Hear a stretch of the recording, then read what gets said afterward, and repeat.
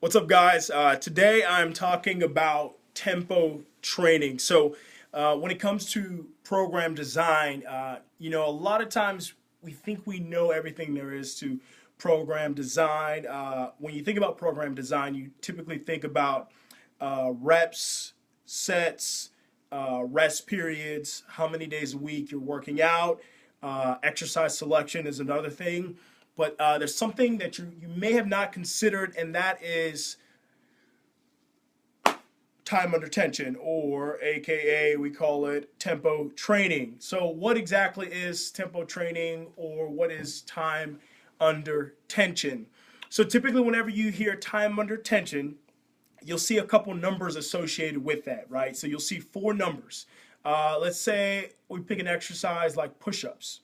You'll see four numbers, and the four numbers I'll give you are 3, 0, 1, 0. So let's talk about that in regards to exercise selection and tempo training. So anytime you see those four numbers, the first number always denotes the eccentric phase of the exercise or lowering phase of the exercise. So if I say 3 is the first number in tempo training, then that means about a 3 count lowering in the exercise.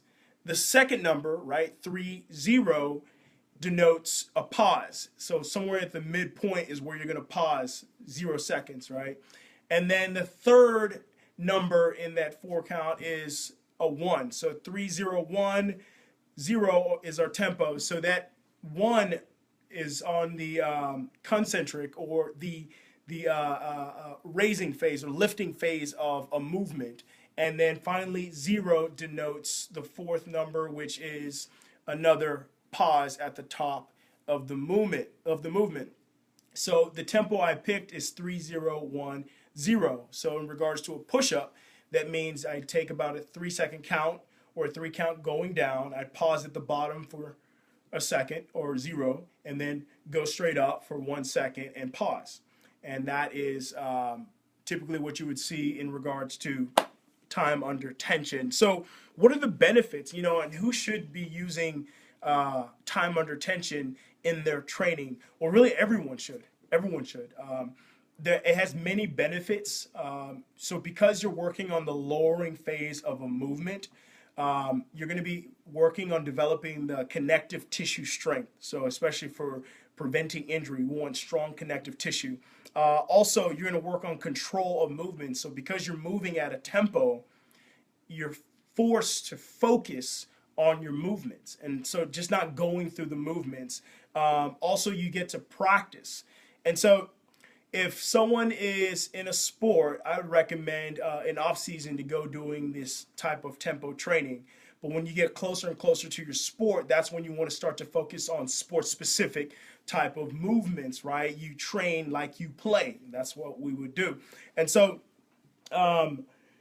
other benefits of tempo training: increased body awareness. So that's one reason why I would prefer to use it on beginner lifters or intermediate lifters, so that they learn body awareness. So how to use your body in space around objects and to move.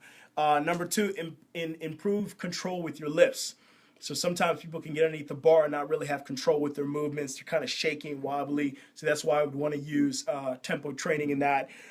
Number three, development of connective tissue. We had already talked about help prevent injury. You see, whenever you're slowing down your movements, you work more on the muscle. Whenever you start to work on more ballistic movements, you're working on the tendons. And so it places more stress on the tendons. So that's why I would use tempo training, to place more stress on the muscle as opposed to the tendon.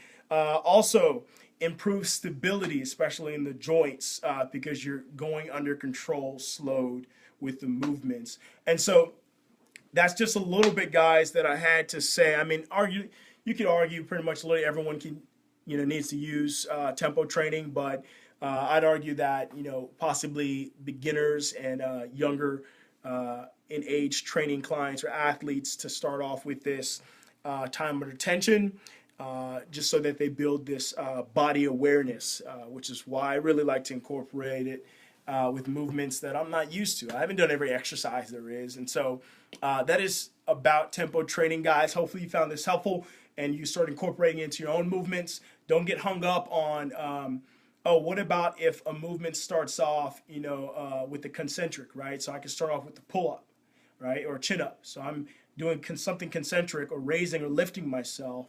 Well, still just think about it backwards. So that'd be a different number. So anyways, guys, that is tempo training in a nutshell. Kept it brief and short. Love to get feedback, guys. If you have any questions, shoot me a message. It's Coach Nedu here, signing out. Till next time, that is about tempo training, time under tension, TUT.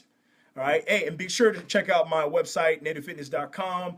You'll see my YouTube channel, and we talk a lot more answering questions related to training, getting stronger, and being the best version of yourself, guys, to making fitness last a lifetime. I'm out.